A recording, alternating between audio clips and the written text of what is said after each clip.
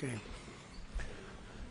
Well, thank you very much, everybody. It's a real honor to welcome all of you to the White House, the famous Oval Office, and we award the first ever Medals of Sacrifice to 3 heroic law enforcement officers from Palm Beach County, Florida. I went to the service. It was crazy. It was just horrible. Earlier today, Congressman Brian Mast, who's right here, introduced a bill to ensure this new medal will be awarded to any law enforcement officer or first responder who gives his or her life in the line of duty. I also want to recognize Laura and Eric Trump for their work to make this medal reality. Thank you, Laura, and thank you, Eric. Appreciate it very much. Thanks as well to Attorney General Pam Bondi, who's with us. Pam, thank you very much. I appreciate it. So busy. She's so busy, but you wouldn't miss it. Secret Service Director Sean Curran. Sean, wherever you may be. Hi, Sean. Congressman Byron Donalds, State Representative Meg Weinberger, and Dan Newland. Thank you. Thank you, Dan. Thank you, everybody. Thank you, Byron. Thank you, everyone. Really great that you're here. I also want to express our gratitude to Major Paul Vercoda. Where's Paul? Paul. Thank you, Paul. Captain Ryan Mugridge. Thank you, Captain. Lieutenant Shandon Hood. Thank you, Shandon. Sergeant Scott Yoder. Thank you very much, Sergeant. Deputy Sheriff Christopher Farron. Thank you very much, Christopher. And Deputy Sheriff Chris Cameron. Thank you very much. Thank you. And all of the Palm Beach Sheriff's Office. We have many people here representing that incredible office. I know it very well. Very special thanks as well to Alexander Arnault, who's a tremendous person with his father, who they own Tiffany, and they really devoted a tremendous time and effort to helping us design this beautiful medal. And thank you very much, Alexander. I appreciate that you came all the way from France, and the incredible team at Tiffany & Company. And Tiffany is doing great.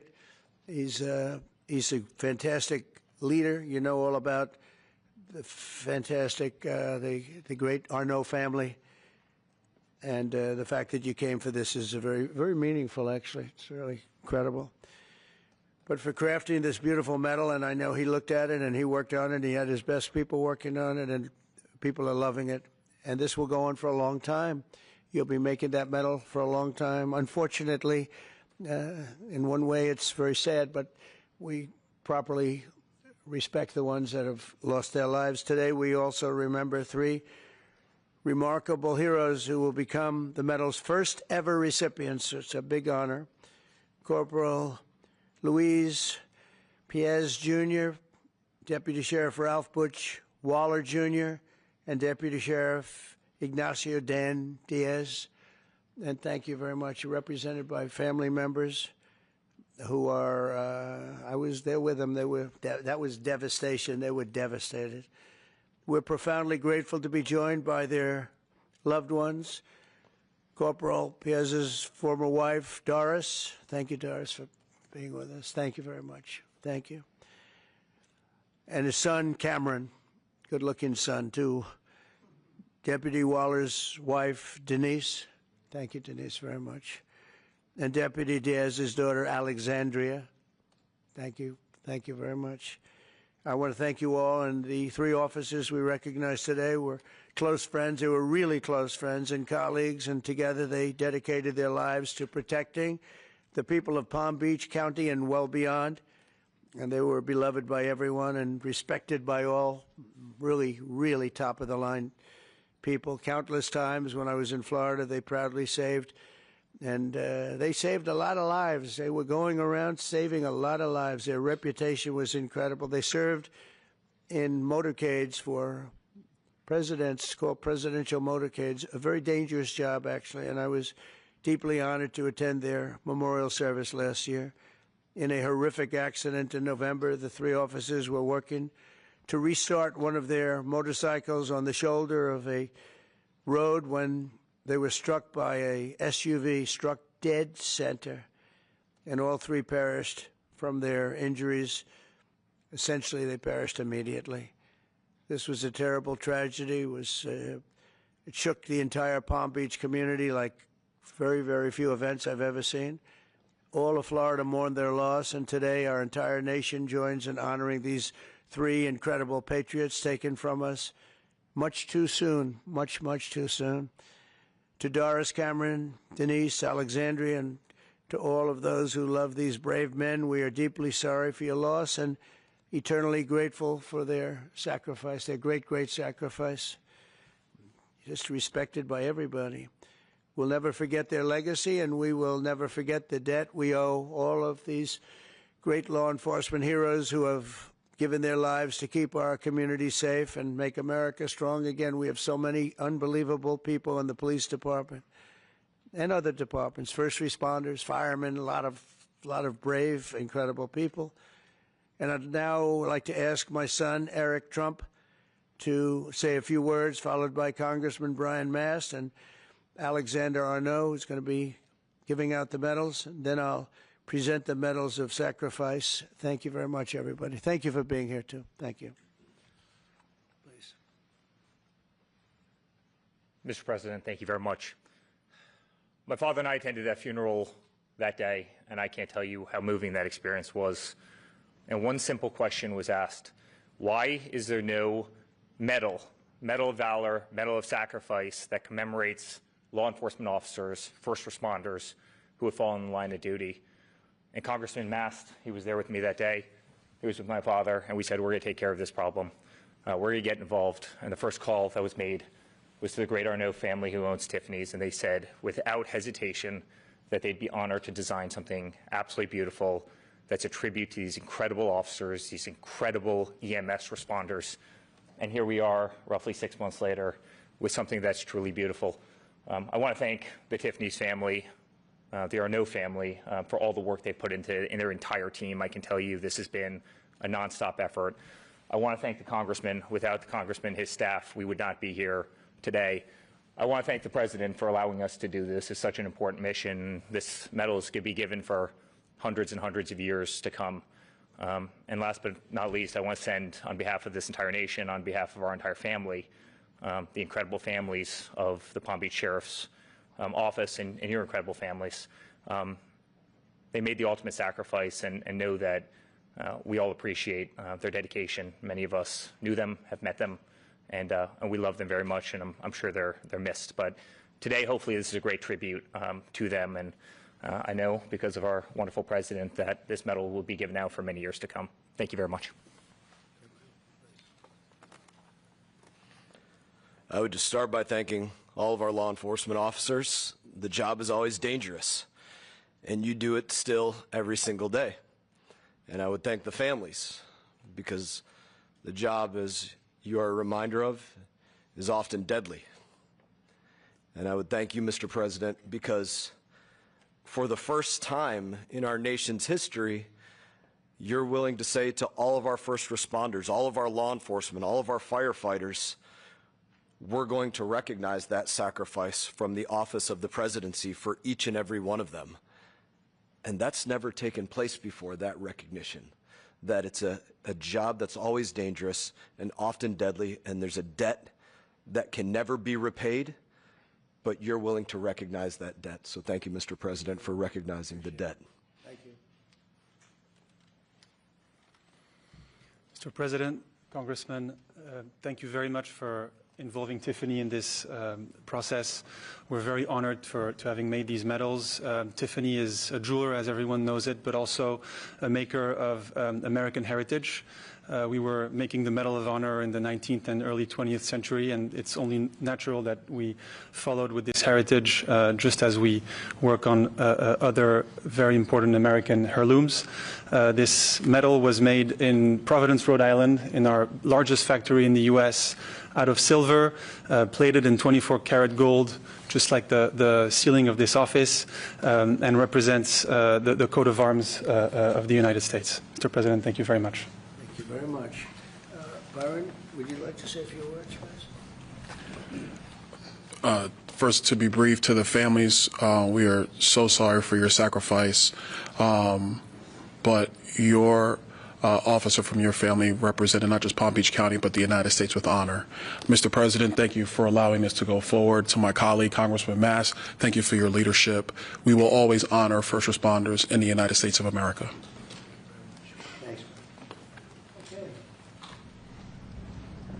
So,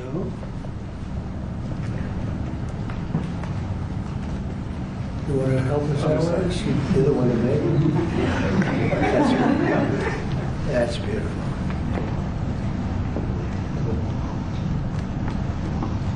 So can we ask the families to step forward, please? Chair, would you like to help us? Please.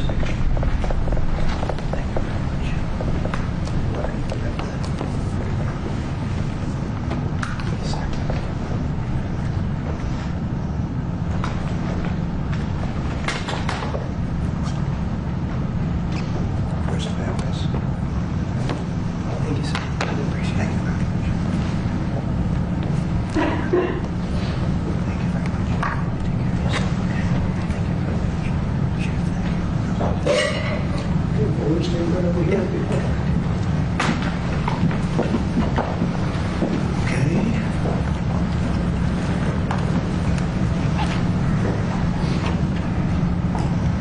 You're not gonna get me.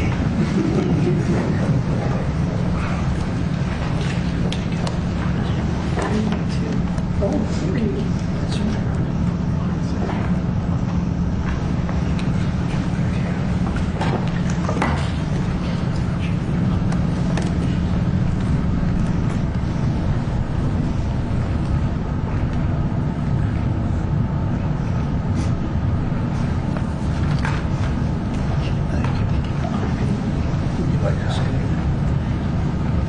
I would like to thank you very much for honoring my husband and his brothers and for what you do for the country. Making this so very special for them and for all the people to come. It's a club you never want to be in, but you honor them and it just means the world. Thank you. Thank you for everything. Thank you. Appreciate it. Thank you. Can I just say something about your father? Do you want me to go over there or here? To the I viewed my dad as Superman, someone my whole life you look up to. He's an amazing guy, and it's horrible that this happened to all three families. But I'm glad that something was done about it, and we got represented, and everyone in the future will be. So, thank you. Thank you very much. Be very proud of you. Thank you.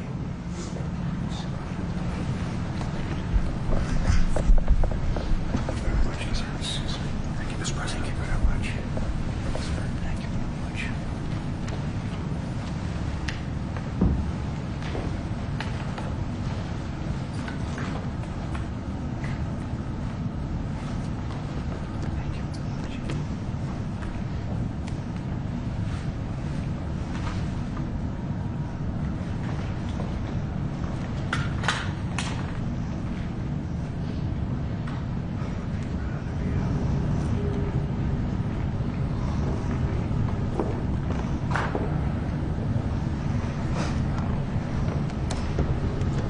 Would you like to say anything to us on behalf of the force? Would you like to say something? It's a very tough thing to do. Would you like to say something? Mr. President, on behalf of Sheriff Rick Bradshaw and every member of the Palm Beach County Sheriff's Office, we can't thank you enough for taking the lead on this and recognizing the extreme sacrifice of our three brothers. Words really can't express how thankful we are. Thank you very much. And we have a fourth, and we're going to give this to you. Hopefully, it's maybe never going to be given out. So we'll give it to Sheriff Bradshaw, who's an incredible sheriff. And you've done an amazing job, and we'll have it should something happen. And that's right here, okay? So Yes, sir. we'll- Thank you. And I hope it never has to be given out, frankly. Thank you very much. Thank you, Mr. Mr. President. Well, thank you. Do you have any questions for what you just saw? That's so important. I mean, people have talked about it for years. I want to thank Brian Mast for what he's done, Congressman. He's been unbelievable. He's a great representative.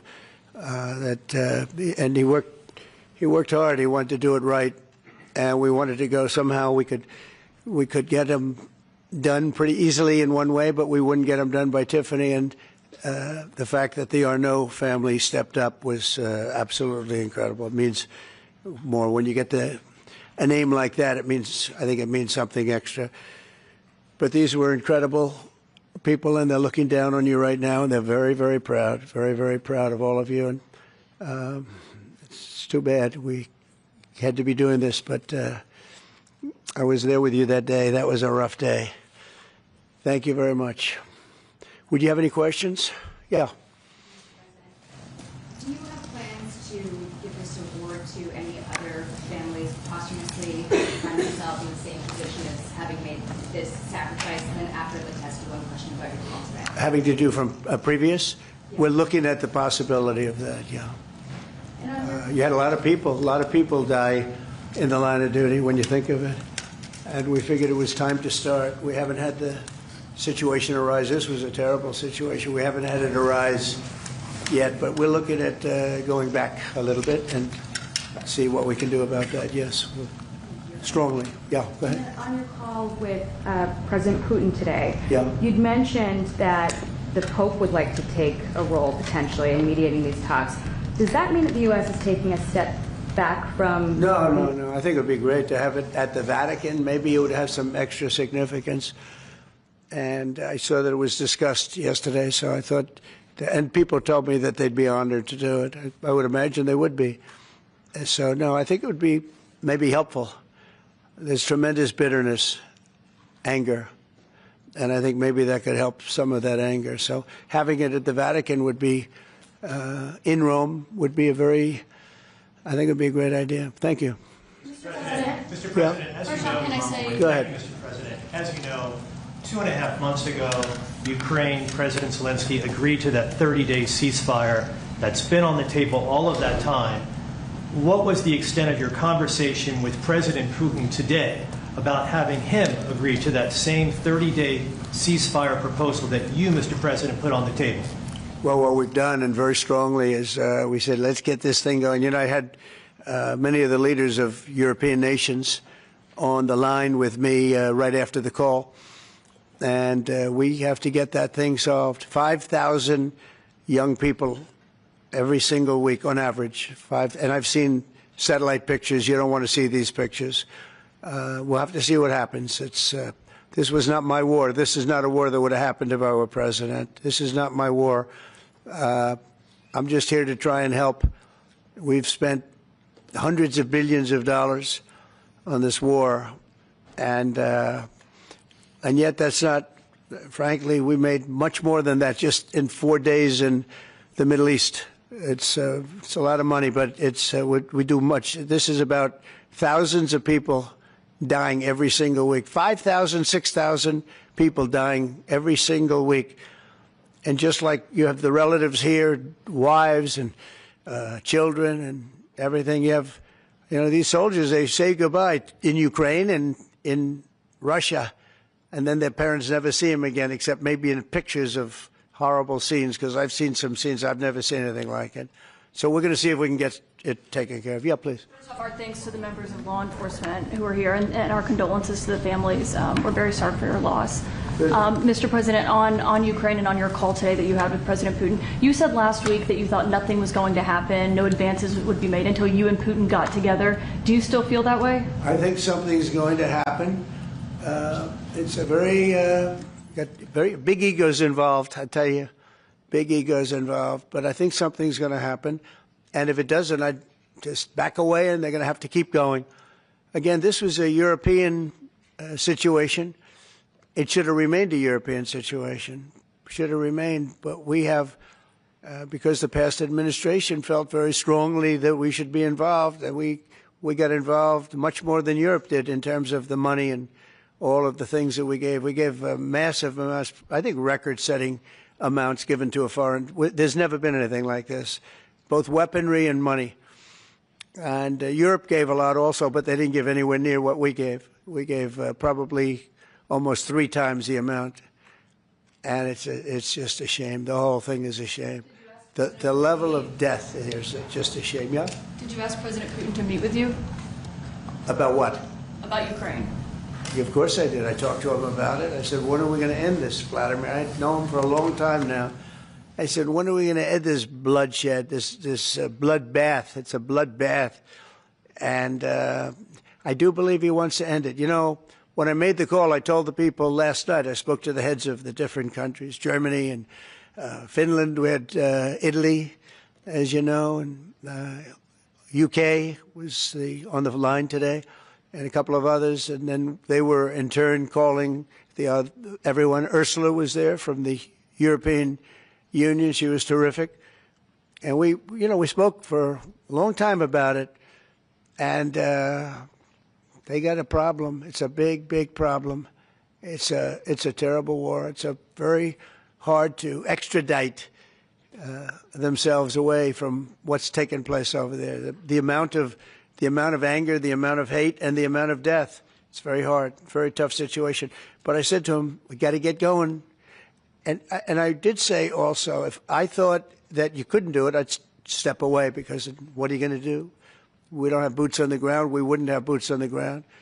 But we do have a big stake. And the financial amount that was put up is just crazy. It's crazy. This isn't for us. This is for somebody else. The amount of money that we put up is record-setting. There's never been anything like this. And that includes weapons. Never been anything like this. Yeah, please. Mr. President, on the medal, how far back do you intend to look to consider for the recipients? And then on your call today, if Putin ultimately proves to be the obstacle to peace, is further arming Ukraine on the table at that point? Well, we'll look. I mean, we're going to look. I hope that, I like to think positively, frankly. I just can't believe that they allow this to continue. This would have never happened if I were president, and most people admit that. It would have, and it didn't happen for 4 years. And October 7th would have never happened either. That's the attack on Israel. That would have never happened. So sad, a lot of things wouldn't have happened, but so sad to see it. No, I think that there's a good chance we can get this done. I believe Putin wants to do it. Now, if I thought Putin didn't want, I mean, that's what I do. My whole life is like deals, one big deal. And if I thought that President Putin did not want to get this over with, I wouldn't even be talking about it, because I'd just pull out. What did you hear that gave you confidence that he does want peace versus buying time? I think he's had enough. I think he's had enough. This has been a long time. This has been going on for more than 3 years. When you think, right? It's been going on for a long time. Yeah, please. Oh, thank you, Mr. President. When you implored him to stop previously, Vladimir stopped on social media, and he didn't. He just continued. I'm curious, did you bring that up with him in your phone call today? You have to talk about. Sorry. You previously on Truth Social implored President Putin to stop. You wrote Vladimir stop, and he didn't stop. Quite the contrary. I'm curious, did you bring that up on your call with him today? No, I didn't bring that up. But I did say, it's time. You got to stop this thing. And I believe he wants to stop. Look, I would be, I think, very able to tell whether or not he wanted to or what. I thought there was a very good chance, like a 50-50 chance, that he would say, I want to take the whole thing. I didn't know what he was going to say. And then they have a different kind of a problem. But I believe he wants to stop. Pretty sure. Just now about backing away or walking away if it looks like it's going to be an intractable problem. Do you have a red line in your head of what would cause you to back away? And yeah, in my head, but not something I'm going to announce. But yeah, definitely in my head I do, yeah. Because this isn't our war. This is not my war. This is not the war. I mean, we got ourselves entangled in something that we shouldn't have been involved in. And we would have been a lot better off, and maybe the whole thing would have been better off, because it can't be much worse. It's a real mess. It's a death trap.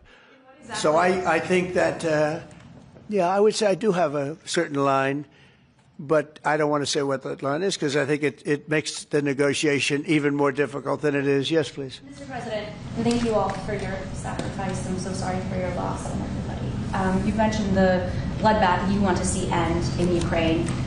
You mentioned that you believe Putin wants peace, but he just attacked Ukraine yesterday. So what makes you think that he wants peace? Well, he's in a war, you know. I mean, nobody said don't. They're fighting, they're attacking each other, and people are dying all the time. He's in a war. He's fighting a war. Nobody said he was going to stop. I think, is it terrible? Yeah, it's terrible. I think it's terrible. Can you wait on President Biden? President Biden was diagnosed with cancer, the war, and then I want to ask you about reconciliation. Why haven't you increased the sanctions on Russia yet? Well, because I think there's a chance of getting something done. And if you do that, you can also make it much worse. But there could be a time when that's going to happen. Yep. Mr. President, Who's going to say with the ratings downgrade from... Do you want to respond to President Biden being diagnosed with cancer? Are you going to call your predecessor? I think it's very sad, actually. I'm surprised that it wasn't, you know, the public wasn't notified a long time ago, because to get to stage 9, that's a long time. I just had my physical. You saw that. You saw the results of that particular test. I think that test is standard to pretty much anybody getting a physical, good physical. We had the doctors at the White House and over at Walter Reed, which is a fantastic hospital, do it. I did a very complete physical, including cognitive tests. I'm proud to announce I aced it. Got them all. I got them all right. You proud of me? Yes. Your husband would be proud of me for getting them all right. It's a little risk. If I didn't get them all right, these people would be after me. It would be not a good situation. But I think, frankly, anybody running for president should take a cognitive test. They say it's unconstitutional, but I would say in that particular case, having a cognitive test wouldn't be so bad. But when you take tests, medical, as a male, that test is very standard. I don't know if it's given to everybody, but it's given just about. And it takes a long time to get to that situation. Now, I think, to get to a stage 9, I think that if you take a look, it's the same doctor that said that Joe was cognitively fine. There was nothing wrong with him. Well, he said, if it's the same doctor, he said there was nothing wrong there, and that's being proven to be a sad situation. And the AutoPen is becoming a very big deal. The AutoPen is becoming a big deal because it seems like that maybe was the president who ever operated the AutoPen.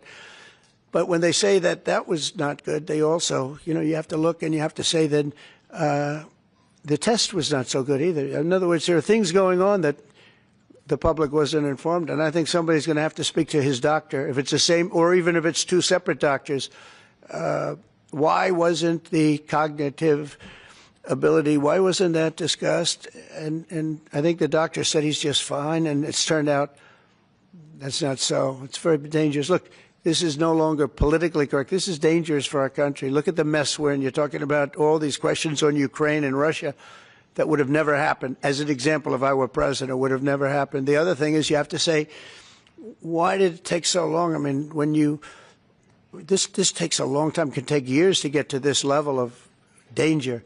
So it's a very, very sad situation. I feel very badly about it. And I think people should try and find out what happened, because I'll tell you, I don't know if it had anything to do with the hospital. Walter Reed is really good. They're some of the best doctors I've ever seen. I don't even know if they were involved, but a doctor was involved in each case. Maybe it was the same doctor, and somebody is not telling the facts. That's a big problem.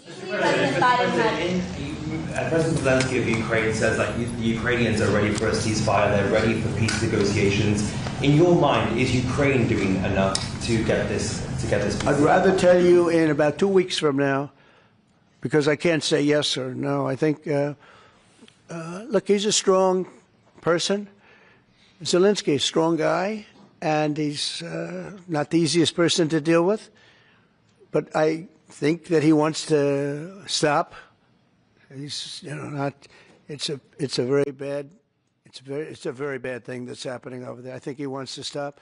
But I could answer that question better in 2 weeks or 4 weeks from now. I hope the answer is that he wants to get it solved. I want to thank everybody very much. And on behalf of the United States of America, we greatly honor your family and your friends and everybody that had to suffer so much. But you have some 3 great men that are looking down on you, and they're very proud right now. They're very proud. This is the Oval Office, and they're they're a big part of it now. They're a part of the Oval Office, the White House. And thank you all very much. Thank you. Thank you, Sheriff, for coming. Thank you very much, everybody. Thank you. Thank you.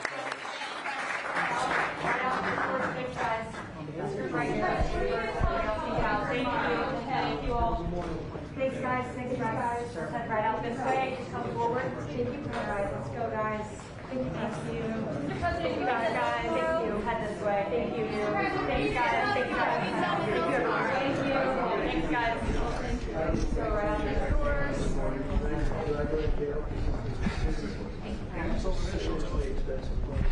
Thank you.